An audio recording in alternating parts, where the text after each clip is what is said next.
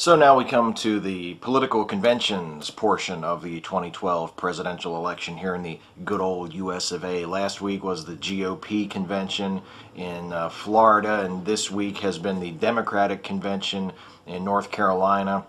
I'll be honest with you, I haven't really watched much of it. I've watched a few speeches here and there after the fact. I haven't watched any of it live, the Republicans or the Democrats. I just watched Michelle Obama's speech shortly before I shot this, and last week while I was with the Neon Reel crew at Horror Find in Gettysburg screening our movie and collecting our award, I watched a little bit of the GOP convention. I watched little bits and pieces of Romney's speech and Ryan's speech. I watched Clint Eastwood's speech, which I will address a little bit more completely on Five Stupid Things in a few days, but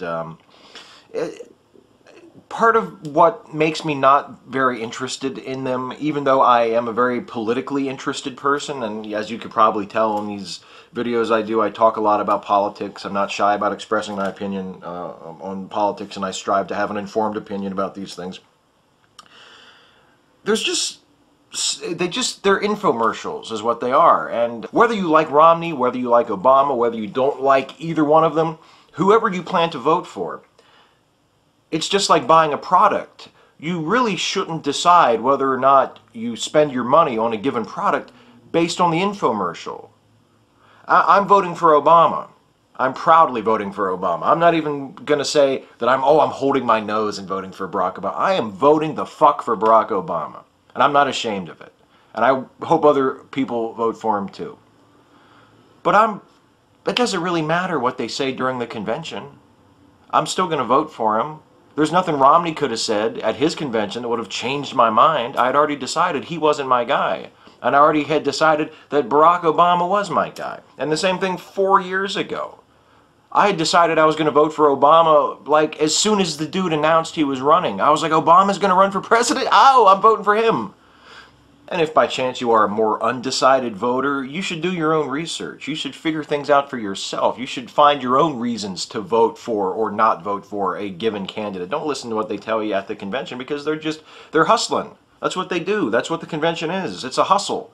And you shouldn't base your decision on who has the best hustle. Anyway, the other day I was listening to NPR, and they were talking about how the Republican convention had been shortened from 4 days to 3 because of the hurricane, and their Democrat convention had only been scheduled for 3 days in the first place. And the NPR host asked, does this mark the end of the 4-day American political convention?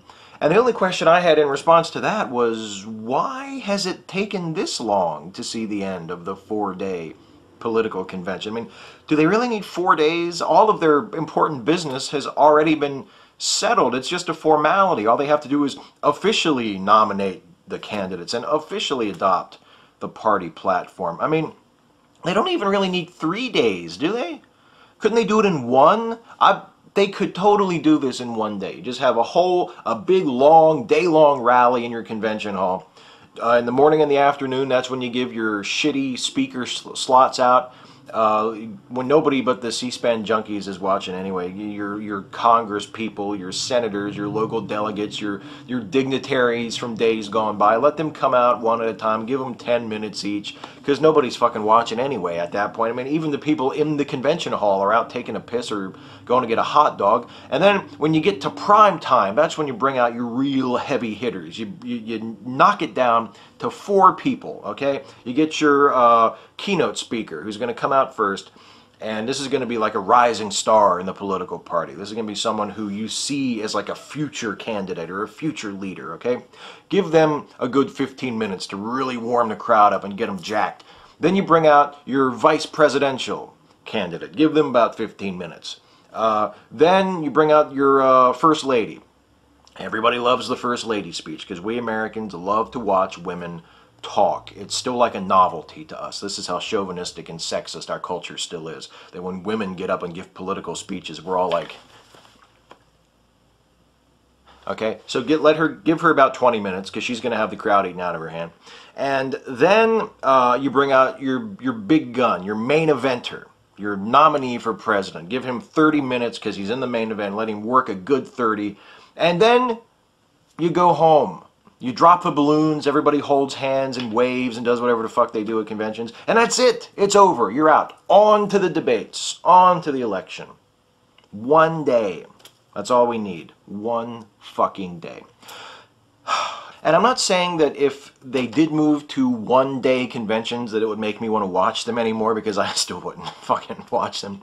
But what it would do is it would demonstrate to us, the voters, that our politicians and their campaigns, their staffers, whoever, the image makers, have the capacity to edit. And editing is, I fear, a skill that we have largely lost in our culture today. And it's a problem that goes back much further than this, but I first noticed it when Peter Jackson made a film about King Kong that was roughly as long as the original cut of Erich von Stroheim's Greed.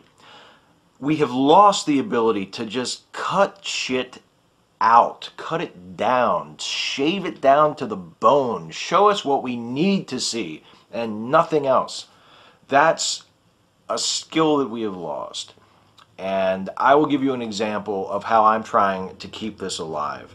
The raw footage of the video you are watching right now was about 16 hours long. I've been sitting here in front of this camera literally going on and on and on about the political debates this year, the political conventions, for 16 hours.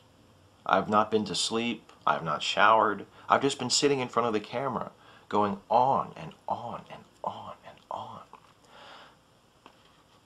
But I'm going to edit it. See, you're only going to see like 10 minutes of this, all right? I'm not going to show you, well, why would I ask you to sit through that? It's terrible. Why would I want you to see the whole thing? You're just going to see the little pieces. You're just going to see the best parts, the good parts version. You're going to see the good parts version, not all of this other stuff. You don't want to see that. I mean, I'm not even sure how I'm going to end it. I mean, I don't really have an ending in mind. I feel like I'm almost there. I've just been droning and droning and droning and droning and droning. And I don't know how to finish it. I don't have like a funny joke. I don't have like a line to finish it with. I mean, I guess what I could do is I could just cut myself off in the middle of a sentence and just cut to black, but that's such a cliche. I don't know if I really want to do that. I mean, isn't everybody doing that?